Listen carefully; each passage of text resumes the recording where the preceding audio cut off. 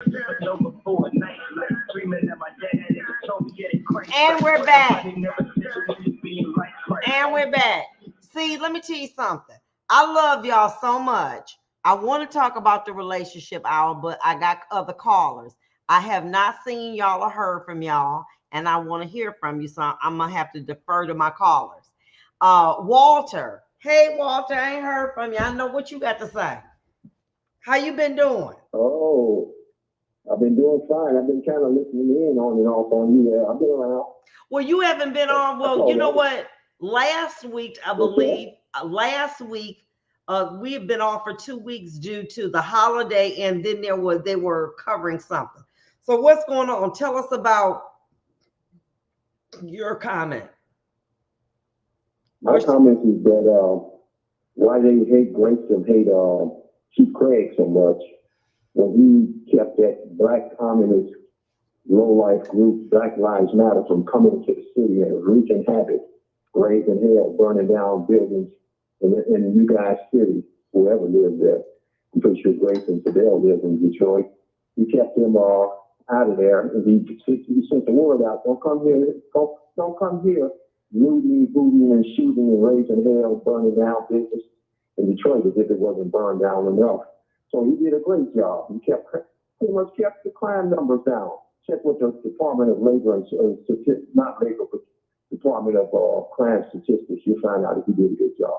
So they hate him because he runs as a Republican, just like they hate Ben Carson, who grew up in Detroit, a prime example of black success. But they reject his type, Grayson, and they reject Ben Carson because he's there to run as a conservative Republican, just like they reject people like me, who dare to stand up and vote against the Democrat Party, which brought great destruction to this country under Barack Obama and the second coming of Barack Obama, Joe Biden, his brother. We've had the highest records of gas prices ever, energy prices, food prices, everything we buy is a lot higher now. Don't blame it on the pandemic in case people trying to go there. It's for discuss his policies and everything else. Chief Judge, and by the way, I don't think that Chief Craig would have probably made it all the way anyway to the end. Maybe he nominated, but not getting in direct opposition to the second coming of Jennifer Granholm's Governor Gretchen. Yeah, I don't know. I think that he would have a hard time. On the topic of abortion. Okay, but thank you so much, Walter. He's always been vague and not direct. Yeah, he never was. Here's my point. Oh, go ahead. When you ask him a question about pro-life, he just come out and say, baby, I'm pro-life. But he doesn't, he's always avoided and evaded that question, which sent our warning signals to me and probably a lot of Republicans. So I know Grace is kind of glowing in his failure. I don't think he would have made it anyway, but there's a lot strong. But it's amazing how they tried to take down the stronger candidates. Perry Johnson, I think he had about enough chances winning as Frosty the Snowman surviving a hellfire. That's how much chance I think he had, because they probably looked at him as the second coming of John Engel or a Rick Snyder type of Republican. Goofy looking guy, Perry Johnson got him. Okay, hello? Okay, we must have lost Walter. I don't know what's going on with that switchboard. Big Joe? Hello. Hey, what's going on? How you doing? Pretty good. I just have a couple comments. Yes, sir. One, there's no man nowhere that can say anything about abortion because we don't really have to deal with that. That's not a topic that a man can really discuss, simply because a woman is the one that deals with that situation. You can't tell her what to do with her body. That's my comment on that. My comment on Chief Craig was a sap. That's bottom line. You can't fix that no kind of way. That's what it was. He was a sap. And it's shameful, but that's what it is.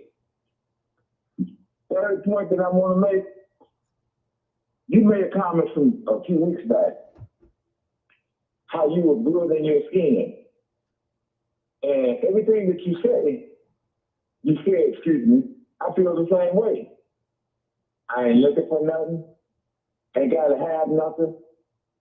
But when a man feel like that, they think he like little boys, they think he want little girls.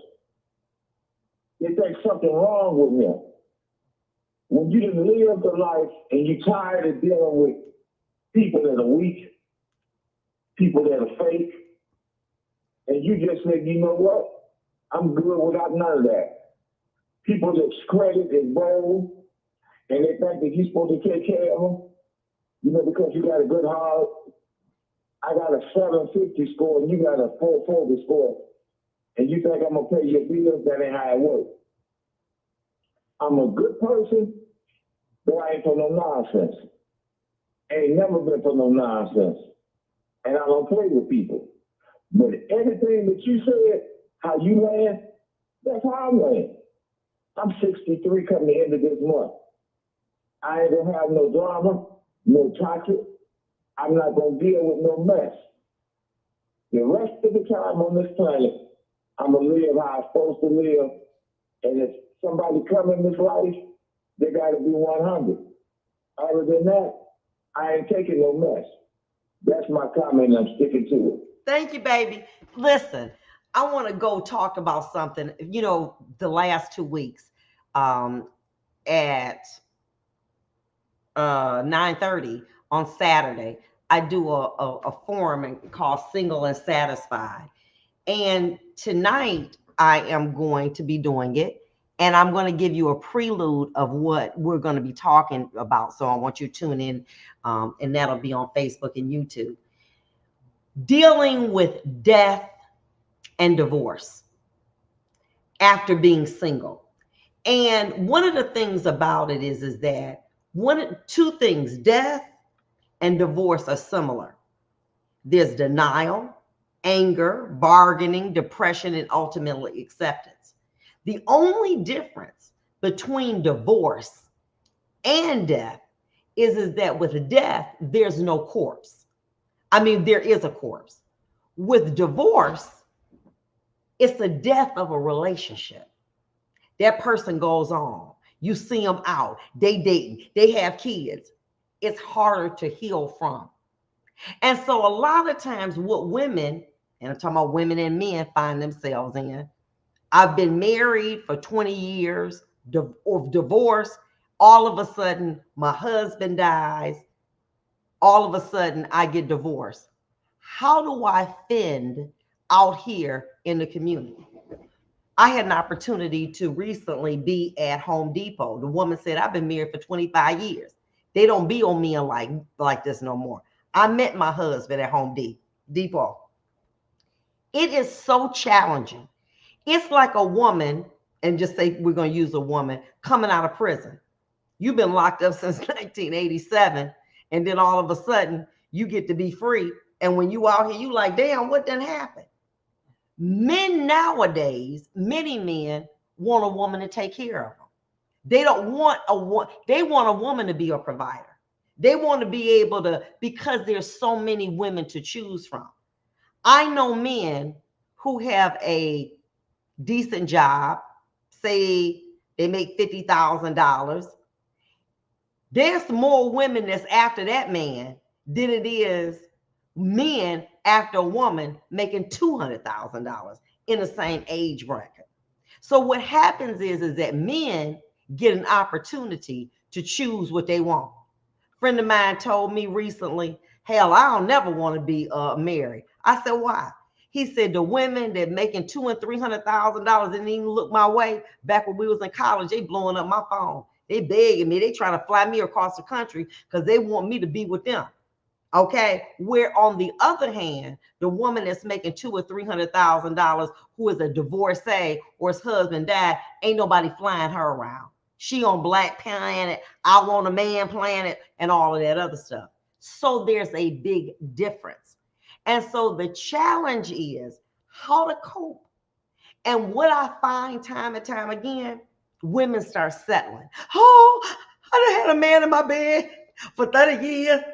I'm just going to put Leroy in there. The hell Leroy going to get in my damn bed? Listen, I'll put pillows in my bed for I put Leroy in there who busted, who got some 500 credit score, but he got that good sex. Leroy can't come in here. Okay, I'm sorry. And what women have to start doing is stop being so damn desperate. But I've always had a man, so what? I've always got a paycheck. But because I don't have that anymore, doesn't mean that I'm going to die. I'm settling. We got to stop settling. Why is it that a man, follow along, and I am keeping this 100, got a better success rate of coming out of prison for a crime finding a woman than a woman has of being divorced or her husband died finding a man? Huh? Why? Because men who are over 50 or 40 do not want women who are over 40 or 50. So if you've been married the whole time, or your husband was alive, and then you get out here and you say, damn, well, we was together in 92, and now look at it, it's a whole different day. You don't have men, like Big Joe. Big Joe said, I ain't for no nonsense, but at the same time, you understand what I'm saying? I'm a good man. We'll be back. We just getting started up in here. It's hot. We'll be back.